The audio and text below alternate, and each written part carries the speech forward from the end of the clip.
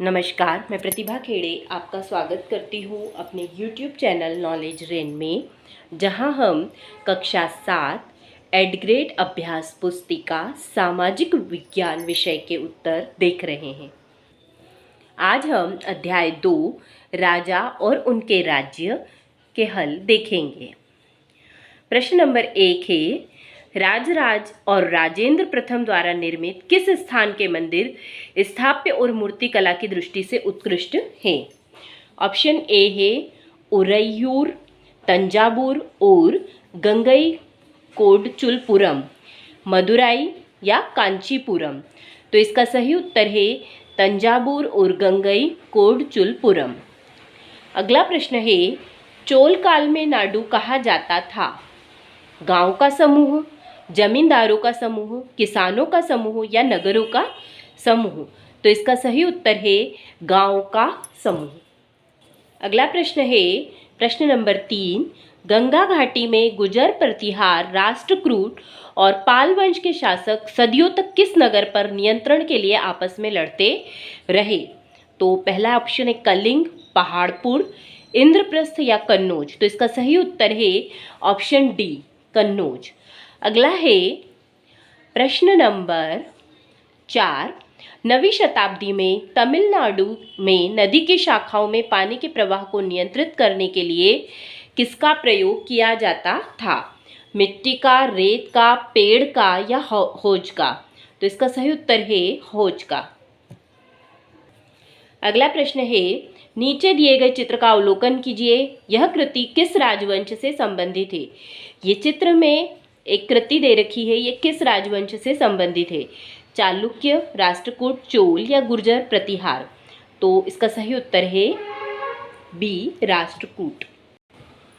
अगला प्रश्न है, रिक्त स्थानों की पूर्ति कीजिए। पहला है, धनी किसानों को केंद्रीय चोल सरकार की देखरेख में लाडू के कामकाज में नियंत्रण हासिल था। सबसे शक्तिशाली चोल शासक राजराज प्रथम को माना जाता है। चोल काल में व्यापारियों के संघ को नगरम कहते थे। तमिलनाडु में चोल वंश के अभिलेखों में विभिन्न प्रकार के करों के लिए विभिन्न सूचक शब्द मिलते हैं। 9वीं सदी के मध्य में विजयालय ने तंजावुर शहर और निशुंभ सुदिनी देवी का मंदिर बनवाया। अगला है प्रश्न नंबर 7, 7वीं शताब्दी के प्रारंभ में राजाओं ने अपने सामंत के रूप में किन्हें मान्यता प्रदान की थी? तो 7वीं शताब्दी के प्रारंभ में राजाओं ने अपने सामंत के रूप में बड़े भूस्वामी और योद्धा सरदारों को मान्यता प्रदान की। अगला है, चौहान शासकों का राज्य विस्तार किन किन क्षेत्रों में था? तो चौहान शासकों का राज्य विस्तार कन्नौज और इंद्रप्रस्थ में था तथा दिल्ली तक भी इन्होंने विस्तार कर लिया था। अगला प्रश्न है, चोल मंदिर के साथ जुड़े हुए शिल्पों में सबसे विशिष्ट प्रमुख क्या था? तो चोल मंदिर के साथ जुड़े हुए शिल्पों में सबसे विशिष्ट था कांस्य प्रतिमाएं बनाने का काम। चोल कांस्य प्रतिमाएं सबसे उत्कृष्ट कांस्य प्रतिमाओं में गिनी जाती है। कल्हड़ द्वारा कश्मीर के राजाओं का इतिहास लिखने के लिए किन किन स्रोतों का उपयोग किया गया? कल्हड़ ने कश्मीर के राजाओं का इतिहास लिखने के लिए शिलालेखों, दस्तावेजों, प्रत्यक्षदर्शियों के वर्णनों और पहले के इतिहासों समेत अनेक तरह के स्रोतों का इस्तेमाल किया। अगला प्रश्न है, चोल शासन में सभा की सदस्यता के लिए क्या अर्हताएं थी? तो चोल शासन में सभा की सदस्यता के लिए निम्न अर्हताएं थी। पहला था, उनके पास अपना घर होना चाहिए, उनकी उम्र 35 से 70 के बीच होनी चाहिए, उन्हें वेदों का ज्ञान होना चाहिए, उन्हें प्रशासनिक मामलों का अच्छा ज्ञान होना चाहिए या जानकारी होना चाहिए। अगला है, उत्तर मेरूर से प्राप्त अभिलेखों के अनुसार समिति के चयन का कौन सा तरीका अपनाया जाता था? तो उत्तर मेरूर से प्राप्त अभिलेखों के अनुसार समिति के चयन में सभा की सदस्यता के लिए इच्छुक लोगों को ऐसी भूमि का स्वामी होना चाहिए जहां से भू राजस्व वसूला जाता है। अगला प्रश्न है, चोल राजाओं के समय विकसित स्थापत्य एवं मूर्तिकला की विशेषताएं लिखिए। तो चोलकालीन स्थापत्य एवं मूर्तिकला की विशेषताएं राजराजेश्वर मंदिर के अहाते में गोपुरम नामक विशाल प्रवेश द्वार का निर्माण करना।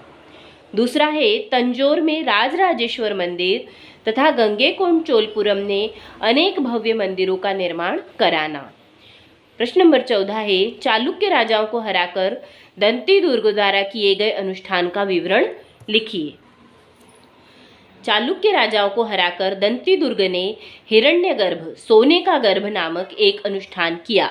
यह माना जाता था इससे याजक जन्मना क्षत्रिय न होते हुए भी दोबारा क्षत्रियत्व प्राप्त कर लेगा। अगला प्रश्न है चोल राजाओं के समय कृषि एवं सिंचाई की क्या व्यवस्था थी?